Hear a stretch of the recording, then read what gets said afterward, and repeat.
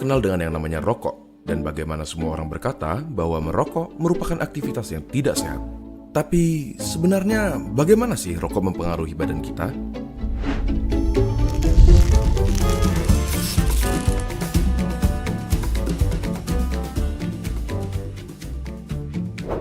Coba kita mulai dengan komponen-komponennya. Pertama, nikotin, suatu zat yang bisa bikin kita kecanduan, si alasan utama kenapa semua orang tidak bisa berhenti merokok. Bahkan, dia adalah alasan kenapa mereka yang berniat berhenti merasa tidak nyaman dan akhirnya ditarik kembali. Selain nikotin, ada sekitar 7.000 bahan kimia lainnya yang terlibat dalam proses membakar satu batang rokok, di mana diantaranya ada beberapa yang akan menjadi aktif dan dapat merusak badan kita.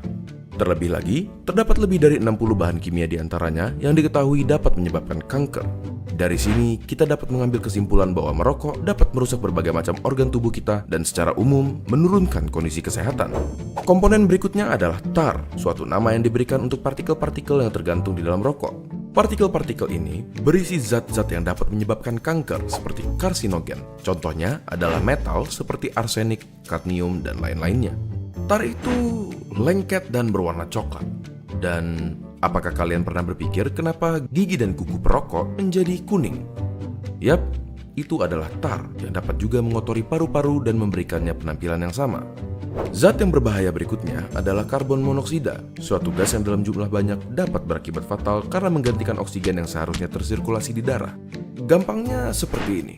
Di darah terdapat sel darah merah, dan di sel darah merah terdapat hemoglobin. Pada mereka yang tidak merokok, oksigen mengikat ke hemoglobin dan diantar ke seluruh tubuh. Tetapi, karbon monoksida dapat meningkatkan dirinya ke hemoglobin lebih mudah dari oksigen, dan akhirnya menggantikan oksigen. Kalian mungkin berpikir, ya sudahlah, apa masalahnya oksigen diganti karbon monoksida? Sangat bermasalah.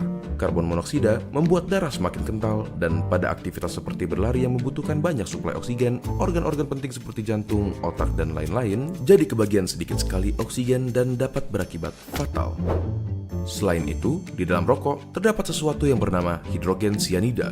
Paru-paru kita biasanya mempunyai rambut-rambut kecil bernama silia yang membantu membuang zat-zat asing yang memasuki saluran pernafasan. Hidrogen cyanida menghalangi tubuh kita dalam melakukan proses tersebut dan membiarkan bahan-bahan kimia seperti hidrokarbon, nitrous oxide, organic acid, dan lain-lainnya yang ada di dalam rokok berkumpul di dalam paru-paru dan merusaknya.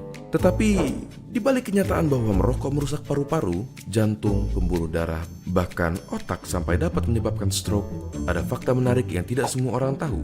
Suatu penelitian menyatakan bahwa merokok mengurangi risiko penyakit yang bernama ulcerative colitis, suatu penyakit di usus. Tetapi, rokok meningkatkan kemungkinan terkena Crohn's disease, suatu penyakit di usus juga. Apakah bebas dari ulcerative colitis sepadan dengan risiko-risiko lainnya?